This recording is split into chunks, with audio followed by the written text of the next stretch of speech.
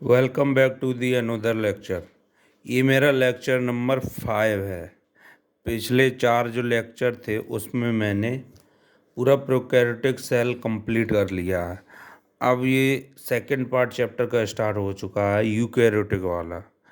इसमें हम eukaryotic start करेंगे। यूकैरियोटिक सबसे पहले जानते हैं बेसिक क्या है। बेसिक में ये जानना पड़ेगा, जो आर एच टेकर ने 5 किंगडम क्लासिफिकेशन दी थी उसमें क्या था। 5 किंगडम क्लासिफिकेशन, 5 किंगडम क्लासिफिकेशन। इसमें पहला मोनेरा था, दूसरा प्रोटिस्टा, तीसरा फंजाई, चौथा प्लांटाई और पांचवा एनिमेलिया। तो 5 किंगडम होते हैं, पहला मोनेरा, प्रोटिस्टा, फंजाई, प्लांटाई और एनिमेलिया। जो मोनेरा है वो प्रोकैरियोटिक होता है। प्रोकैरियोटिक सारे प्रोकैरियोटिक सेल मोनेरा में आते हैं और ये यूनिसेलुलर होता है, यूनिसेलुलर। और जो प्रोटिस्टा होता है ये भी यूनिसेलुलर होता है, यूनिसेलुलर, पर ये होता यूकैरियोटिक है, यूकैरियोटिक। और जो फंजाई, प्लांटाई, एनिमेलिया होते हैं ये मल्टी सेलुलर होते हैं और यूकैरियोटिक होते हैं, मल्टी सेलुलर यूकैरियोटिक। तो हम साफ साफ देख सकते हैं जो 4 किंगडम है, प्रोटिस्टा, फंजाई, प्लांटाई, एनिमलिया, ये यूकैरियोटिक हैं। लेकिन इनमें सिर्फ फंजाई, प्लांटाई, एनिमलिया ही मल्टी सेलुलर है। प्रोटिस्टा भी यूकैरियोटिक है लेकिन ये यूनिसेलुलर है। मोनेरा प्रोकैरियोटिक भी है और यूनिसेलुलर भी है। अब देखते हैं हम यूकैरियोटिक सेल के जनरल फीचर क्या हैं। तो देखते हैं जनरल फीचर। सबसे पहली बात, यूकैरियोटिक जो होते हैं, यूकैरियोटिक ये इन्वॉल्व करता है प्रोटिस्टा, फंजाई, प्लांटाई और एनिमेलिया। ये 4 किंगडम इसमें आते हैं। और जैसे यूकैरियोटिक सेल का कोई एग्जाम्पल ले लो, यूकैरियोटिक सेल, इसका एग्जाम्पल हो जाएगा ऑनियन पील सेल, ऑनियन पील सेल। और प्लांट सेल का जो आउटर सेल वॉल होती है, आउटर सेल वॉल, और इनर में सेल मेम्ब्रेन होती है। तो अब देखेंगे जैसे एनिमल में होता है, एनिमल में चीक सेल होते हैं आउटर मोस्ट लेयर में, उसमें सेल मेम्ब्रेन होती है। Animal cell, cheek cell, outer most cell membrane, ये सब क्या यूकैरियोटिक के एग्जाम्पल हैं। और एक सबसे स्पेशल बात ये है, यूकैरियोटिक सेल शो करते हैं कंपार्टमेंटलाइजेशन। कंपार्टमेंटलाइजेशन एक कंपार्टमेंट बनाता है, मतलब मेम्ब्रेन बाउंड ऑर्गेनल होते हैं इसमें। जबकि बैक्टीरिया में क्या था, लैक कंपार्टमेंटलाइजेशन थी। इसीलिए यूकैरियोटिक सेल शो कंपार्टमेंटलाइजेशन। जो प्रोकैरियोटिक था वो प्रोकैरियोटिक लैक होता कंपार्टमेंटलाइजेशन, लैक कंपार्टमेंटलाइजेशन। उसमें एक ही सेल होता है, यूनिसेलुलर है, तभी तो कंपार्टमेंटलाइजेशन नहीं शो कर पा रहा है। कंपार्टमेंटलाइजेशन शो कर पाएगा। और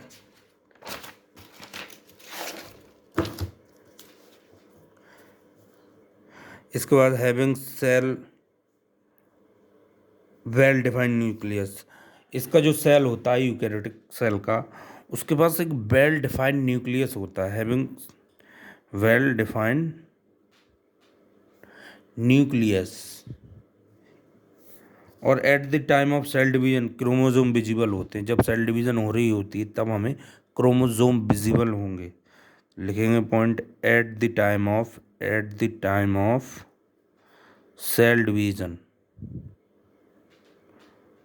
chromosome visible, chromosome visible, chromosome दिखेंगे। और इनमें लोकोमोटरी प्रेजेंट होगी, लोकोमोटरी प्रेजेंट होगी, ये मूव कर सकेंगे। जैसे सीलिया प्रेजेंट होंगे इनके पास, एंड फ्लैजेला भी प्रेजेंट होंगे। दूसरी बात, यूकैरियोटिक सेल का साइज क्या होता है? यूकैरियोटिक सेल साइज, इसका नॉर्मली साइज होता है वो 10 से लेके 20 माइक्रोमीटर होता है। जबकि प्रोकैरियोटिक सेल का कितना साइज था? प्रोकैरियोटिक सेल साइज वो था 3 से लेके 5 माइक्रोमीटर। और प्रोकैरियोटिक सेल में जो सबसे छोटा सेल था वो पीपीएलओ था, उसका साइज कितना था? 0.1 माइक्रोमीटर। और जो यूकैरियोटिक है वो 10 से लेके 20 माइक्रोमीटर साइज होता है। लेकिन सबसे छोटा स्मॉलेस्ट यूकैरियोटिक सेल कौन सा होगा? स्मॉलेस्ट यूकैरियोटिक सेल वो होता आरबीसी, रेड ब्लड सेल। उसका जो साइज होता है वो 7 माइक्रोमीटर होता है। इसका साइज 7 माइक्रोमीटर होता है। तो आरबीसी का सबसे छोटा होता है यूकैरियोटिक में 7 माइक्रोमीटर। और लार्जेस्ट सेल होता है यूकैरियोटिक में, वो लार्जेस्ट सेल होता है ऑस्ट्रिच का एग। ऑस्ट्रिच एग होता है सबसे लार्जेस्ट सेल यूकैरियोटिक में। फिर यूकैरियोटिक में जो ऑर्गेनल्स होती हैं, ऑर्गेनल्स वो दो तरह की होती। एक होती विद मेम्ब्रेन और एक होती without membrane. Without membrane prokaryotic में क्या था? सिर्फ विदाउट मेम्ब्रेन ऑर्गेनल थी। तो हमें कंपैरिजन करके लेके चलना है। अब देख सकते हैं यूकैरियोटिक में दोनों तरह की ऑर्गेनल होती हैं, विद मेम्ब्रेन भी होती हैं और विदाउट मेम्ब्रेन भी होती हैं। विद मेम्ब्रेन भी दो तरह की पाई जाएंगी, सिंगल मेम्ब्रेन और डबल मेम्ब्रेन वाली। अगर ऑर्गेनल के पास मेम्ब्रेन है तो वो सिंगल मेम्ब्रेन भी हो सकती और डबल मेम्ब्रेन भी हो सकती। जो विदाउट मेम्ब्रेन है उसके पास तो फिर मेम्ब्रेन ही नहीं। तो सबसे पहले हम देखते हैं ऑर्गेनल्स को। ऑर्गेनल्स इधर लिखते हैं विद मेम्ब्रेन, विद मेम्ब्रेन। और इधर लिखते हैं आपका विदाउट मेम्ब्रेन, विदाउट मेम्ब्रेन। ऐसी कौन सी ऑर्गेनल है जो विदाउट मेम्ब्रेन होती है? राइबोसोम होता है, एक राइबोसोम हो गया। दूसरा न्यूक्लियोलस हो गया, न्यूक्लियोलस। और ये इनसाइड न्यूक्लियस होता है, इनसाइड न्यूक्लियस। न्यूक्लियस तो डबल मेम्ब्रेन होती है, लेकिन न्यूक्लियस के जो एक अंदर डेंस स्ट्रक्चर होता है उसको न्यूक्लियोलस बोलते हैं, जो कि विदाउट मेम्ब्रेन होता है, इनसाइड न्यूक्लियस। और सेंट्रियोल भी विदाउट मेम्ब्रेन होता है, सेंट्रियोल। जो सेंट्रियोल होता है वो सिर्फ एनिमल सेल में पाया जाएगा। Centriole present only in animals, ये सिर्फ एनिमल्स में मिलेगा सेंट्रियोल।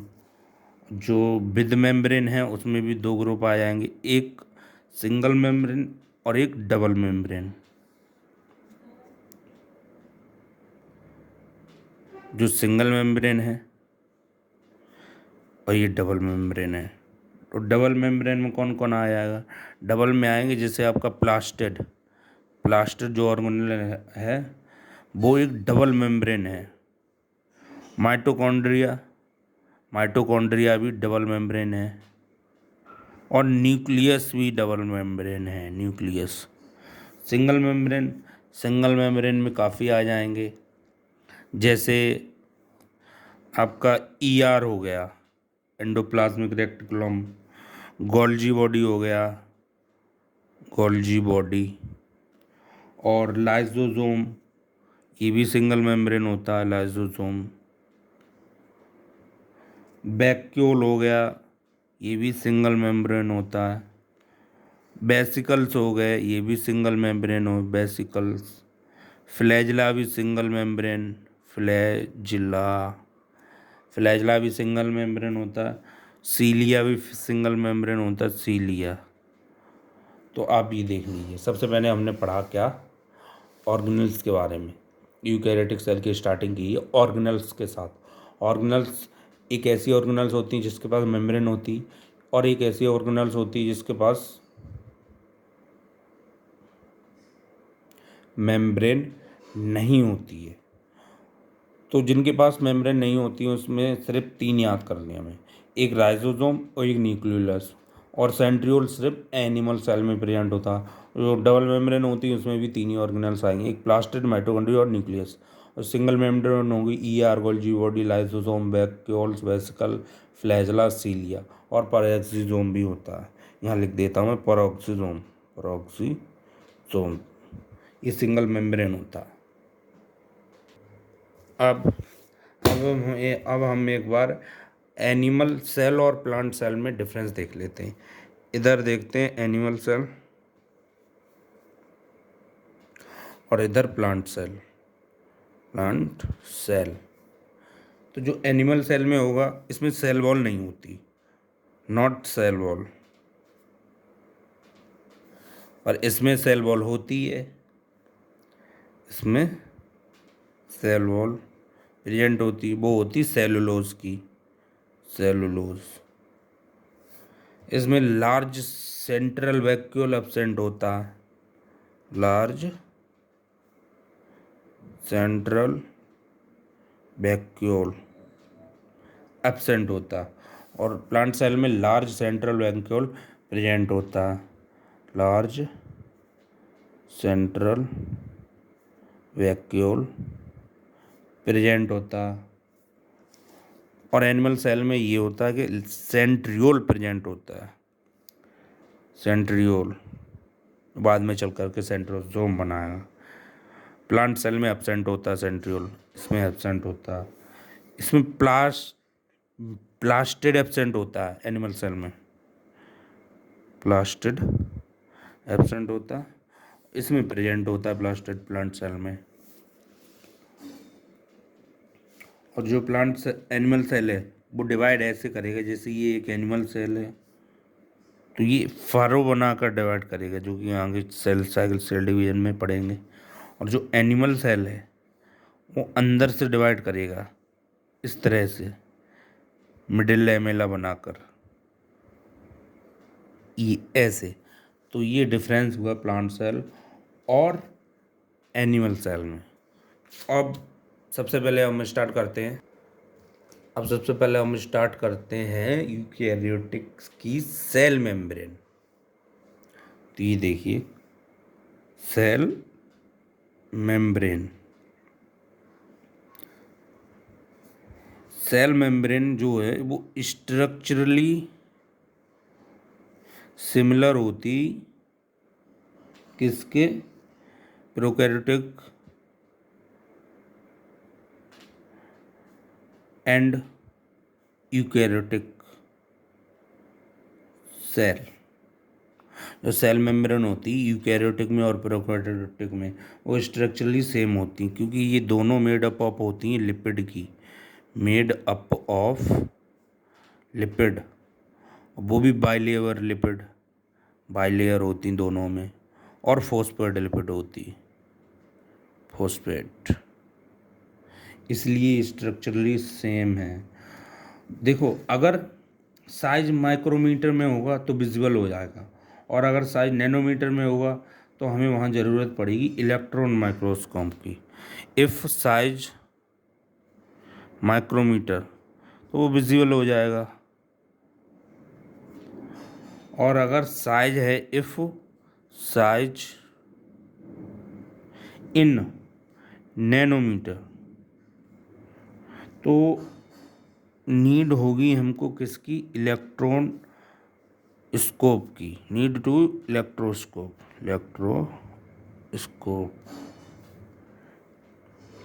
ठीक है। तो सबसे पहले देखते जो मेम्ब्रेन का स्ट्रक्चर होगा वो डिटेल में हम पढ़ेंगे, तो वो मेम्ब्रेन का स्ट्रक्चर हमें डिटेल में इलेक्ट्रॉन माइक्रोस्कोप में ही दिख पाएगा। तो जब हम मेम्ब्रेन की जो डिटेल है स्ट्रक्चर की, मेम्ब्रेन स्ट्रक्चर डिटेल, वो विजिबल होगी इलेक्ट्रॉन माइक्रोस्कोप में। ढंग से हम इलेक्ट्रॉन माइक्रोस्कोप में ही उसकी डिटेल अच्छे से देख पाएंगे। तो चलिए अब हम नेक्स्ट टॉपिक चलते हैं, structure of cell membrane. Structure of cell membrane, structure पढ़ते हैं सबसे पहले। देखिए सेल मेम्ब्रेन जो है सभी तरह के सेल में लिविंग होती है। सबसे पहला पॉइंट ये है कि cell membrane is in all type of living cell. जितने भी लिविंग सेल हैं सबके पास सेल मेम्ब्रेन मिलेगी। और इसकी जो डिटेल स्ट्रक्चर की पढ़ पाएंगे हम, वो पॉसिबल तभी है जब इलेक्ट्रॉन माइक्रोस्कोप हमारे पास डिस्कवर हो जाएगा। इसीलिए क्या होता है कि सबसे पहले केमिकल स्टडी की गई आरबीसी पे। तो स्ट्रक्चर, क्योंकि उस टाइम इलेक्ट्रॉन माइक्रोस्कोप तो एडवांस नहीं हुआ था, इसीलिए तो स्ट्रक्चर हम पढ़ते हैं, structure of membrane chemically study करेंगे, chemically study on RBC red blood cell. सबसे पहले रेड ब्लड सेल पे स्टडी होती है। अब क्वेश्चन ये आता है कि केमिकली स्टडी कर रहे हैं हम सेल मेम्ब्रेन का, आरबीसी पे ही क्यों कर रहे हैं, वाई आरबीसी। क्वेश्चन ये आया हमारे पास, वाई आरबीसी, आरबीसी ही क्यों। तो उसका 3-4 रीजन ये हैं, क्योंकि इसके पास मेम्ब्रेन बाउंडेड वो नहीं होती हैं ऑर्गेनल, इसके पास ऑर्गेनल नहीं होती हैं, because no membrane bound structure. जैसे इसके पास नो न्यूक्लियस, न्यूक्लियस नहीं है, इसके पास ईआर नहीं है, इसके पास माइटोकॉन्ड्रिया नहीं है, ठीक है। तो ये चीज़ें नहीं होती, इसलिए हम इसको सिलेक्ट करते हैं। जैसे मान लीजिए ये देखिए आप, अब मान लेते हैं ये हमारे पास आरबीसी है, आरबीसी बाइकॉन्केव होती है, इस तरह से रेड ब्लड सेल है ये एक। तो इसको हमने डिस्ट्रॉय किया, सबसे पहले क्या किया, डिस्ट्रॉय, हमने इसको तोड़ लिया, ब्रेक किया। फिर केमिकली स्टडी करी हमने इस पर, केमिकली स्टडी ऑन आरबीसी। तो केमिकली स्टडी करने के बाद हमने उसको एक कंटेनर में लिया, तो हमारे पास क्या क्या आया ये देखते हैं। ये मेम्ब्रेन टूट के ऐसे आ गई इस तरह से। अब जब ये मेम्ब्रेन टूट के आ गई तो हम इसकी केमिकल स्टडी कर सकते हैं, केमिकल स्टडी। अब इसकी केमिकल स्टडी करेंगे। तो हमने जब उसकी केमिकल स्टडी की, जो आरबीसी हमने तोड़ी थी इस तरह से जी थी जो रेड ब्लड सेल, तो उसमें हमने क्या पाया, लिपिड के मॉलिक्यूल आए इस तरह से बाइलेयर में फॉर्म, इस तरह से ये लिपिड के मॉलिक्यूल मिले हमें। तो जब हमने इनकी डिटेल देखी इनकी जब हमने डिटेल देखी उसमें पाया हमने पहला जो मेम्ब्रेन है वो मेडअप ऑफ है लिपिड एंड प्रोटीन। इसमें लिपिड के साथ साथ प्रोटीन भी मिली। तो membrane is made up of lipid and protein. Protein भी पाई गई, हमने पाया प्रोटीन भी होती है। और जो लिपिड है वो मेनली फोस्फोलिपिड है। जो लिपिड है वो कौन सी है? Mainly phospholipid. वो फोस्फोलिपिड है। जैसे फोस्फोग्लाइसराइड फोस्फोलिपिड होती है, फोस्फोग्लाइसराइड ये एक फोस्फोलिपिड है। एग्जाम्पल लैक्टिन, ये फोस्फोलिपिड होती है। और पहले ये देखिए आप अच्छे से,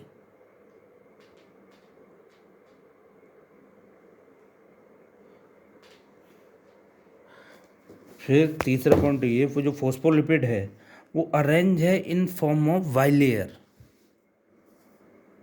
phospholipid arrange in form of bilayer की फॉर्म में फोस्फोलिपिड अरेंज है। इसमें भी हाइड्रोफोबिक टेल होती है और हाइड्रोफिलिक होता है हेड। ये देख लीजिएगा, हाइड्रोफोबिक टेल होगी और हाइड्रोफिलिक हेड होगा। तो ये अट्रैक्ट करेगा वाटर को, ये रिपेल करेगा वाटर को।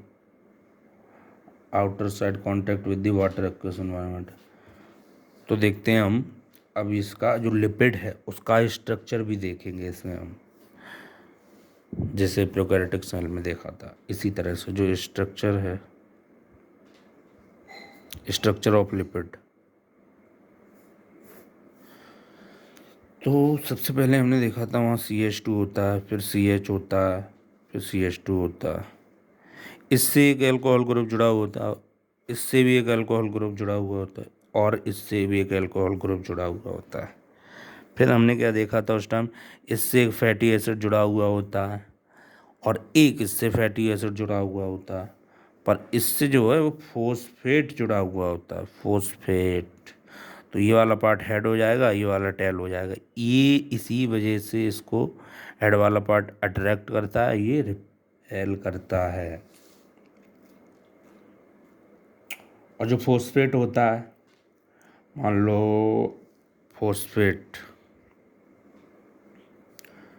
वो कैसा होता है, ये सेंटर में P हो गया फोस्फेट, यहाँ भी OH ग्रुप जुड़ा होगा, यहाँ भी OH ग्रुप जुड़ा होगा और यहाँ भी OH ग्रुप जुड़ा हो, यहाँ डबल बॉन्ड हो। ये वाला फोस्फेट का स्ट्रक्चर होता है। ये देखिए अच्छे से,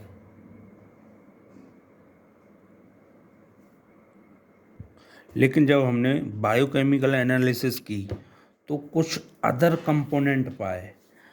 तो हम पढ़ेंगे क्या, बायोकेमिकल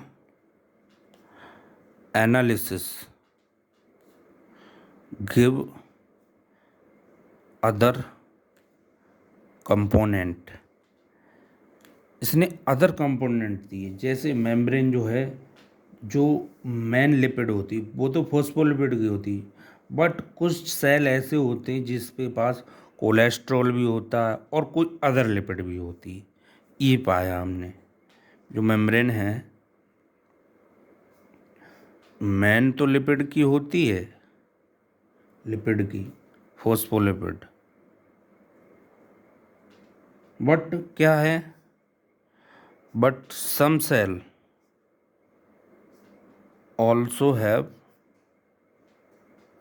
कोलेस्ट्रॉल। उसके पास कोलेस्ट्रॉल भी होती है फोस्फोलिपिड में, जो कि कोलेस्ट्रॉल एक दूसरी लिपिड है, एनोदर लिपिड। कुछ सेल के पास पाया जाता है, लेकिन प्रोकैरियोटिक सेल में ऐसा नहीं था।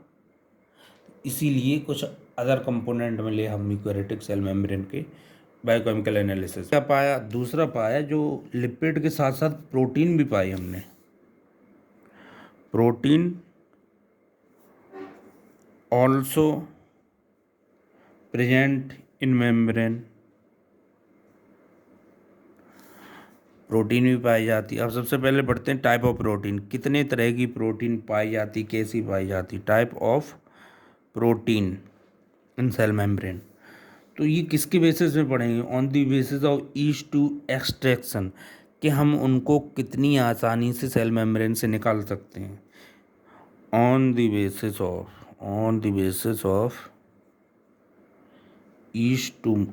ईज ऑफ एक्सट्रैक्शन, कितनी आसानी से निकाल सकते हैं, इसके बेसिस पे हमने जो प्रोटीन को डिवाइड किया है।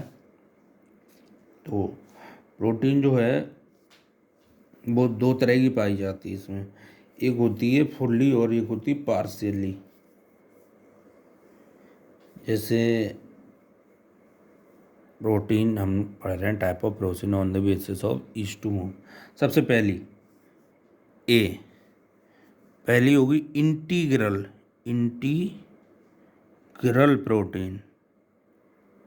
अब ये इंटीग्रल प्रोटीन क्या है, इंटीग्रल प्रोटीन जो होती है डिफ़िकल्ट टू रिमूव, इसको निकालना थोड़ा सा मुश्किल होता है, डिफ़िकल्ट टू रिमूव, इसको निकालना आसान नहीं होता है।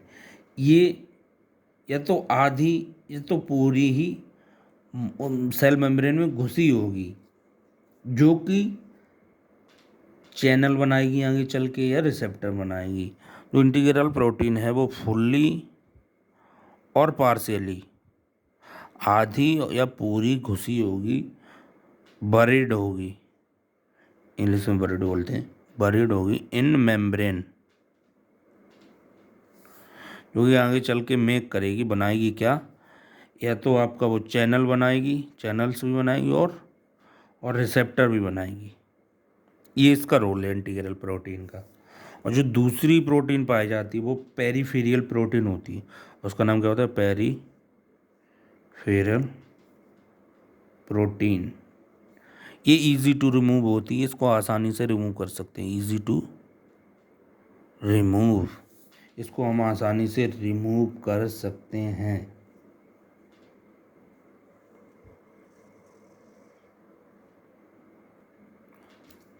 तो हमारे पास आपका ये बेसिक जो निकल के आया मेम्ब्रेन का, यूकैरियोटिक मेम्ब्रेन का, वो ये आया, मेम्ब्रेन लिपिड की होती है, मेम्ब्रेन आपकी लिपिड की होगी,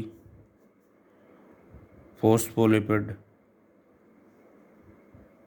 मैन होगी, मैन जो होगी वो फोस्फोलिपिड की होगी। और कुछ सेल में कोलेस्ट्रॉल की भी पाई जाती है, कोलेस्ट्रॉल की, ये ओनली इन एनिमल्स में होगा, प्लांट में नहीं होगा, ओनली इन एनिमल्स। और जो शुगर होगी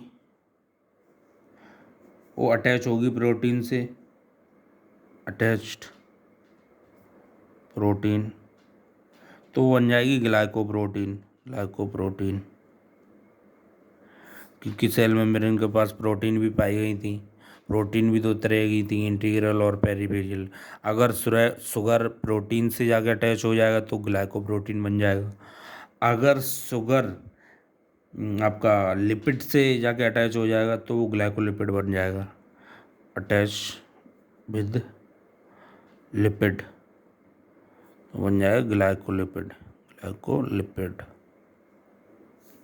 जो प्रोटीन थी वो भी दो तरह की पाई थी प्रोटीन, एक इंटीग्रल थी और एक पेरीफेरियल थी।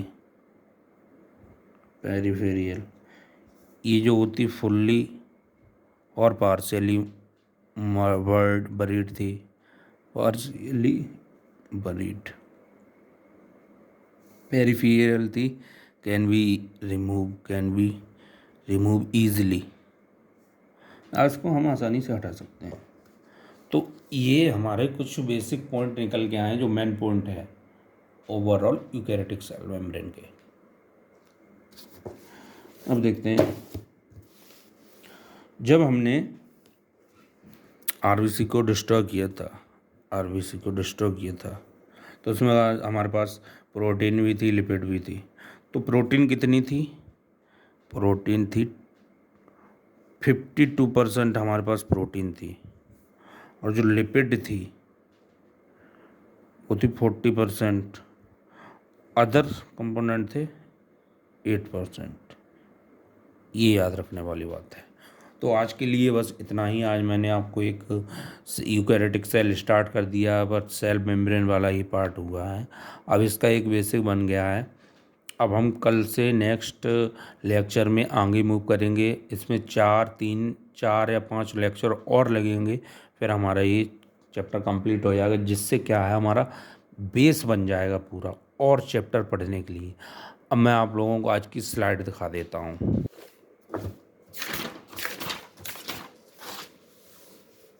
सबसे पहली स्लाइड ये थी।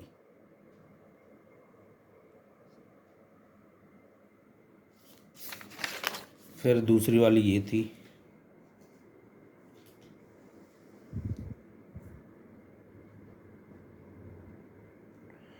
तीसरी वाली ये स्लाइड थी।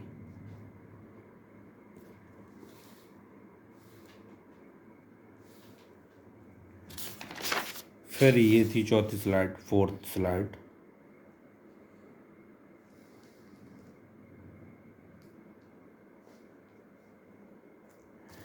फिर फिफ्थ स्लाइड ये थी, ये वाली।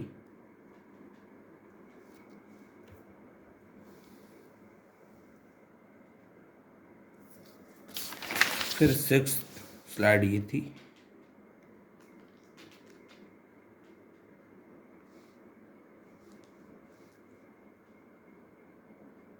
और लास्ट में ये वाली स्लाइड। तो थैंक्स फॉर वॉचिंग। मिलते हैं हम नेक्स्ट लेक्चर में।